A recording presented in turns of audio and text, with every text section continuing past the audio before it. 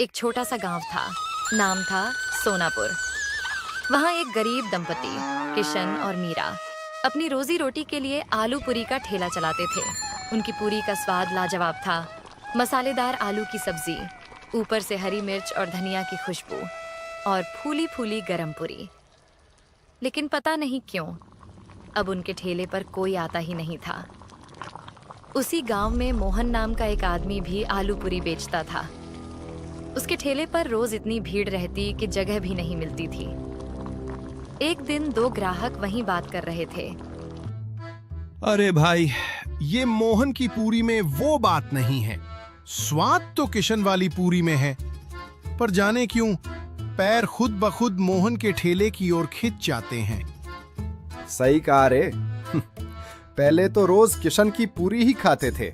उसकी आलू की सब्जी में जो तीखापन था वो तो मजा दे देता था। अब तो बस मन ही नहीं करता उसके ठेले पर जाने का। उधर किशन अपने ठेले के पास अकेला खड़ा चुपचाप सब सुन रहा था। वो मन ही मन बोला, पहले तो मेरे ठेले पर भी भीड़ लगती थी, अब सब मोहन के पास क्यों जा रहे हैं? क्या उसने कोई जादू कर दिया है क्या? उस रात मोहन ने अपना ठेला जल्दी समेटा। सारे आलू पूरी बेच चुका था। घर पहुंचते ही उसकी पत्नी सजन बोली, जी, आज तो अमावस्या की रात है, याद है ना? हाँ याद है। तुमने तैयारी कर ली? जी, पूरे 13 किलो चिकन पका लिया है। पर बताओ ना, हर बार 13 किलो ही क्यों? 10 या 20 क्यों नहीं? अरे भगवान, मैंने उसे 13 तारीख को ही नींद से जगाया था। अब उसे हर अमावस्या को 13 किलो चिकन चाहिए। अगर नहीं दिया तो हमें ही खा जाएगा। सजन कांप गई। क्या? आपने उसे जगाया क्यों? मोहन धीरे से बोला, पगली, उसी की वजह से तो हमारी पूरी बिकती है, वरना हम भी किशन की तरह बैठे रहते। उसके कारण ही हमारे अच्छे दिन आए हैं, उसका शुक्र मानो। दोनों कुछ देर खामोश रहे। बाहर हवा में अजीब सी सिहरन थी। फिर मोहन बोला, चलो अब सो जाओ, मैं जाकर उसको चिकन खिलाकर आता हूँ। आखिर वो कौन है जो हर अमावस्या को 13 किलो चिकन मांगता है? अगली सुबह सूरज की किरणें गांव की पगडंडियों पर फैल चुकी थीं। मोहन अपने ठेले को चमका रहा था। तेल गर्म हो चुका था और पूरी तलने की खुशबू पूरे चौराहे में फैल रही थी। उसके चेहरे पर वही आत्मविश्वास था। आज फिर भीड़ लगेगी। उधर किशन अपने ठेले पर उदास बैठा था। बर्तन सजे थे, आलू की सब्जी तैयार थी, पर ग्राहक कोई नहीं। वह मन में बोला, कभी मेरे ठेले पर भी भीड़ रहती थी। अब तो जैसे गांव वालों को मेरा चेहरा भी नहीं दिखता। तभी गांव में शहर से आए एक दंपति दाखिल हुए, राकेश और नेहा। उन्होंने एक गांव वाले को रोका। भाई साहब, हम नए आए हैं इस गांव में, नाश्ता करना है, बताइए कहाँ मिलेगा अच्छा? सबसे बढ़िया नाश्ता तो मोहन के ठेले पर मिलता है, यहीं पास में है। दोनों ने शुक्रिया कहा और चल पड़े। जब वे मोहन के ठेले के पास पहुंचे तो वहां भारी भीड़ लगी थी। अरे जी, यहाँ तो बहुत भीड़ है। कितना इंतजार करें? सही कहा, चलो कहीं और देखते हैं। तभी नेहा की नजर पास में पड़े एक सुनसान ठेले पर पड़ी। देखो उधर, वो ठेला कितना साफ है और खुशबू भी कितनी अच्छी आ रही है। हाँ चलो वहीं चलते हैं। वो दोनों किशन के ठेले पर पहुंचे। किशन ने उन्हें देखकर मुस्कुराते हुए कहा, आइए सर, मैडम गरम गरम आलू पूरी दूं? हाँ भाई, 2 प्लेट देना। पूरी एकदम फूली हुई होनी चाहिए। किशन ने स्नेह से 2 प्लेट परोसी। दोनों ने पूरी चखी। वाह, ये तो वाकई लाजवाब है। सच में भाई, तुम्हारी पूरी का तो कोई जवाब नहीं।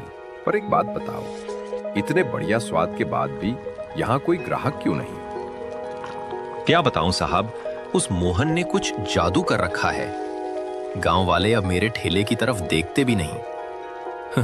आप शहर से हैं इसलिए बच गए, नहीं तो आपके पैर भी उसी के ठेले की ओर खिंच जाते। अरे भैया, ऐसा कुछ नहीं होता। अपने कर्म देखिए, जादू टोने पर क्यों दोष डालते हैं। इतना कहकर दोनों चले गए, पर उधर मोहन यह सब दूर से देख रहा था। वह तुरंत अपना ठेला समेटकर जंगल की ओर निकल गया। अंधेरा घिरने लगा था। जंगल के भीतर वह एक पुरानी गुफा में दाखिल हुआ। भीतर से कुछ मंत्रों की आवाज आई। हवा भारी हो गई और ठीक 10 मिनट बाद वह पसीने से तर हाँफता हुआ बाहर निकला।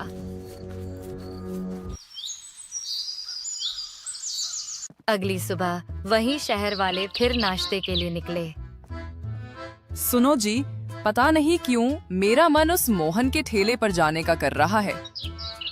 अरे मेरा भी।